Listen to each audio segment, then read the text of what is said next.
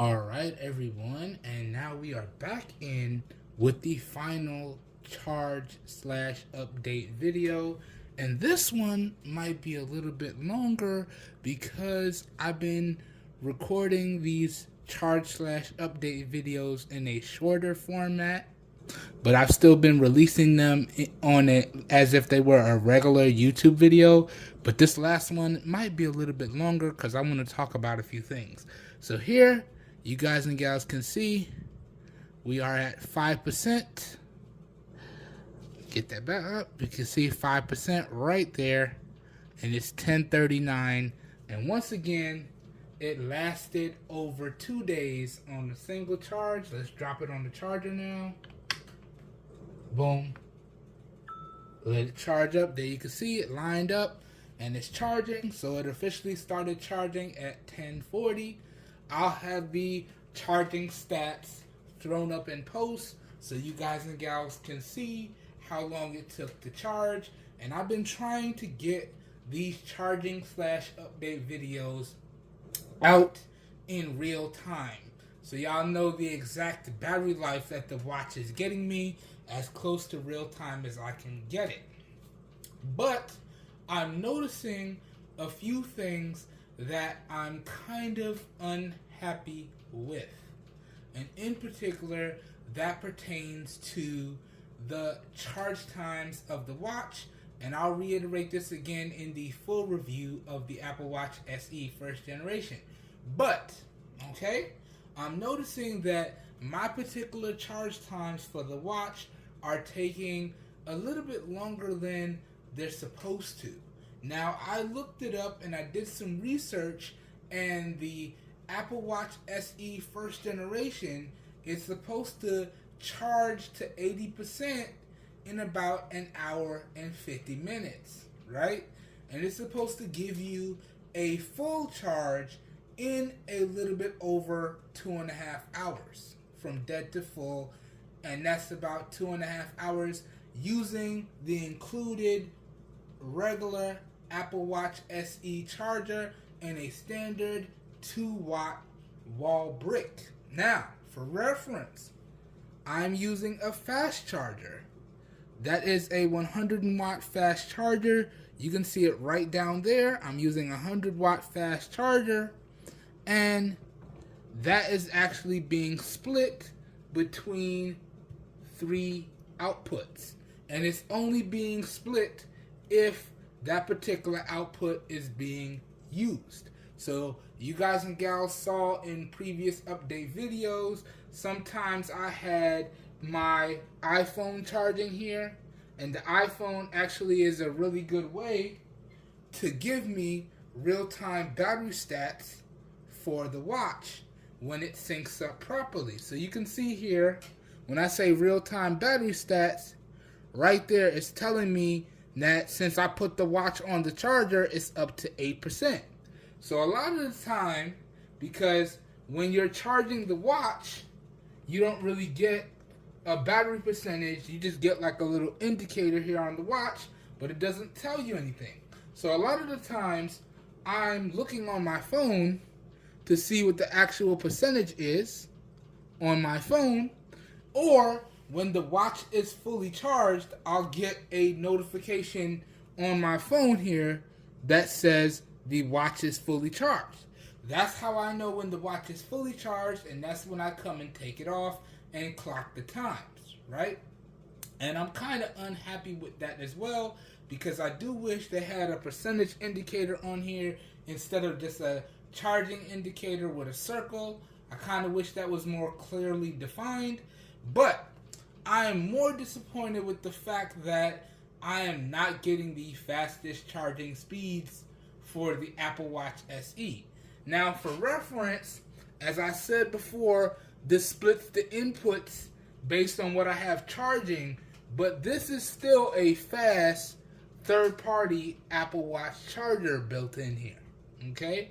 So even if it's splitting the inputs, I'm using a 100-watt charger, and it should still be getting the fastest charge possible. So I'm kind of disappointed that so far, and y'all could check out the videos, but so far the watch has been charging up in a little bit over 3 hours. I think the fastest charge I got so far to date was about 3 hours and 3 minutes. All right.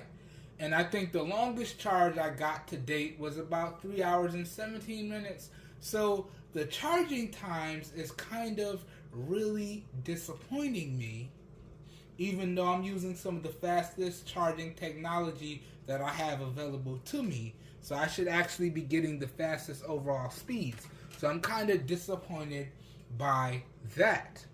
Now, some things that I do like about the Apple Watch SE, and I'll go ahead and reiterate this again in the full review, but this is just for the people that only watch the shorter form videos.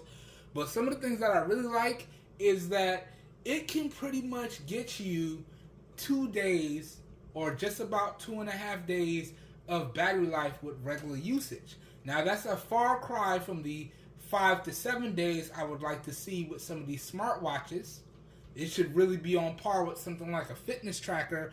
But if you have a fully blown smartwatch, I really want to see at least 5 to 7 days with regular usage, no additional battery saving modes turned on. So I do have to give Apple kudos for getting me about 2 to 2.5 days of regular usage with no power saving modes turned on.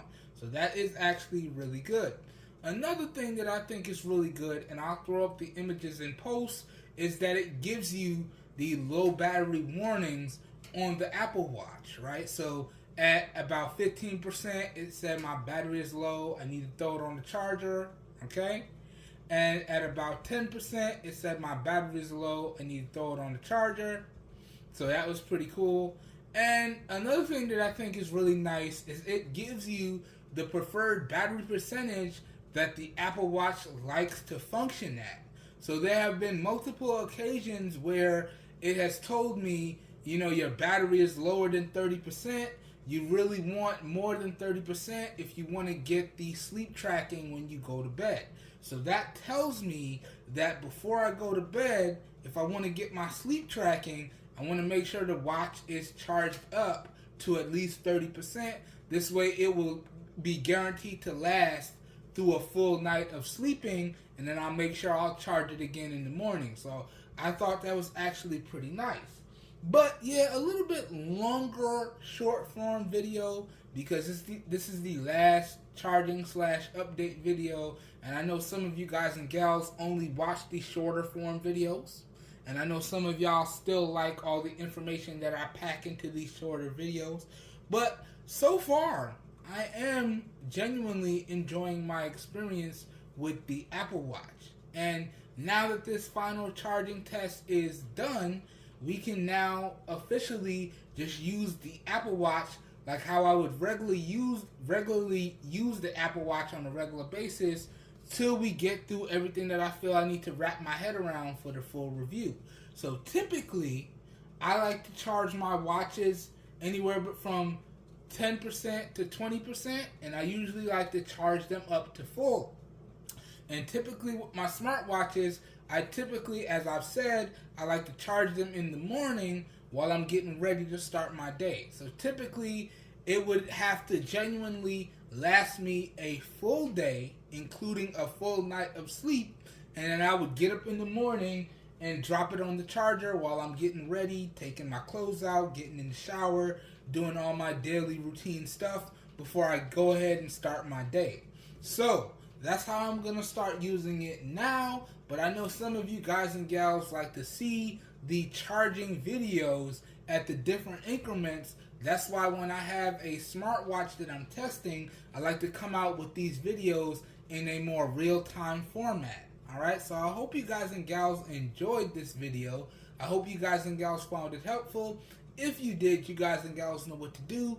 As always, all my additional coverage will be linked up down below. If you guys and gals would like to know more, please stay tuned for my full review coming soon and some additional accessory videos for the Apple Watch SE. Hope everyone is having a great evening. Hope you guys and gals are staying safe out there, and I will catch everyone in the next video. Have a good one, everybody. We're out of here. Peace. Now I gotta go edit this up and try to get it out for y'all. I'll see y'all in the next one. Have a good one. Peace.